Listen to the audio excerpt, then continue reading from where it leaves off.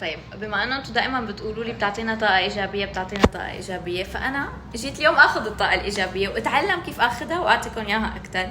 مع مين؟ والله يعني بس تفوتوا بترتاحوا. عم اقول له فتت هيك حسيت انه الطاقه بتجنن والموسيقى وكل شيء. تسلمي لي يا رب. هلا نحن حكينا عن قبل الهواء عن طاقتك، وحكينا عن طاقه الصبايا، وحكينا عن الشغل، وحكينا كيف الانسان انه لازم عم يستسهل موضوع الطاقه تماما. يعني هي ما لها قصه توكيد او حدا خبرك نصيحه او تغير حياتك، لا لا لا, لا. هي مثل هي تمرين يومي، مثل كيف هلا حكينا لو انت صرتي اعلاميه مرتي تنفس ولا لا؟ صح. نطق ولا لا؟ 100% كثير تمرينات. صحيح. تون الصوت ولا لا؟ طبعا. مزبوط. الطاقه نفس الشيء. يعني انا بتجي لعندي قبل ما تصيري انت اعلاميه اقول لك والله انا ايه خرجت تصيري اعلاميه، انت كثير امورك منيحه، يلا تزبط. طيب انتم بتعرفوا انه لسه ما فتت راني عم بيقول لي اي شاكرات مسكره واي شاكرات مفتوحه بدون ما يكون على الجهاز، مع انه عنده جهاز يمكن الوحيد بالامارات. صح؟ هو سيمون كيرليان هذا الجهاز. هاد؟ لا هذا الجهاز. هي شايفه هي القطعه الصغيره هي اسمها سيمون كيرليان، هذا الجهاز اوكي. اكيد بتحطي ايدك كيف السكانر تبع المطار اللي بيشوفوا الاغراض اللي شمعتي بيستنونا يشوفوا هالتك وشاكراتك وتقريبا مفصل عليك. بس انا شفتهم اول في 3 شوي مضروبين بدنا نعالجهم، الحمر والاورانج والاصفر نظبطهم، وشفت هالتك رح تطلع هلا بنفس هلا بده يشرح لنا اياهم كلياتهم. طيب راني شو بتقول للبنات لحتى دائما يضلوا هيك يحافظوا على الطاقه الايجابيه، وخصوصا اللي عندهم اولاد وبيشتغلوا وبتحس انه طاقتهم دائما رايحه؟ تدريب يومي.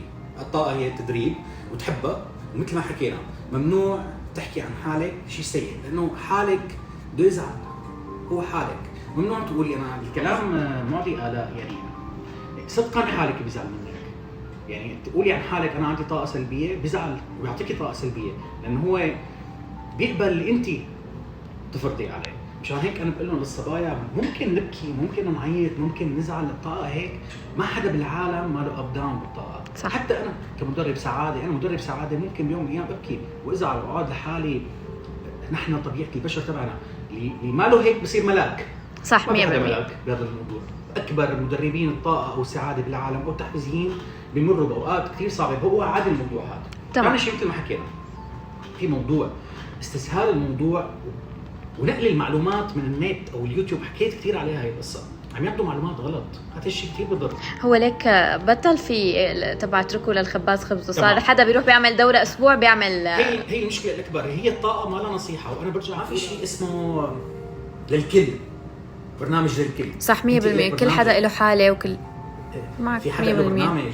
هلا اذا بتلاحظي هلا بالجهاز بعد ما نصور لك حالتك رح يطلع برنامجك، هو رح يطلع لك البرنامج، خصوصي انه انت كمان لايف كوتش مو بس طاقه، فلكل حدا. طيب قرات عليك الباطن طبعا البادي لانجوج، قرات عليك الباطن وتحليل شخصيتك، والعلاج عن طريق اللون والدعم النفسي والتحفيز، خروج لك من الاكتئاب. تعمل سيشن اونلاين؟ طبعا مو بس على العالم على البرنامج زوم اكيد، حتى بعمل دوره مدربين اللي حابب كمان يكون بالتدريب الطاقه ولايف كوتش، بنعمل دوره رائعه تتعلق بكل شيء بتتعلق وشهاده معتمده. حلو. شوفوا انا عن جد من وقت فتت كثير ارتحت، وهلا كثير متفائله نبلش بقى نحكي. طيب قبل ما نبلش بحالي كنت عم تقولي عن اسماء بناتي. صح.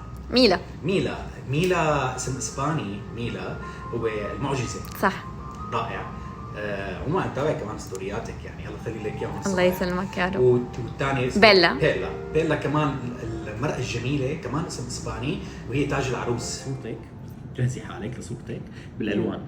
هي انت طلع هون انا؟ لا طلعي هون اول. اوكي. مين هذا؟ هلا احط ايدي على الجهاز المسه صح هيك؟ تمام. هون تطلع بقى تحليل طاقتي وهالتي وكل شيء. شو حكينا؟ شوفي الوانك، نبلش نكتب الجهاز كيما قال بالضبط. شايفه؟ موف وازرق. انا بس وشو الالوان؟ ازرق وموف مثل انا شو قلت لك اول ما فتت؟ انت اول ما فتت قلت لي هي المعلومه، وقلت لي انه مضروب عندك الاورنج والاحمر. شايفه؟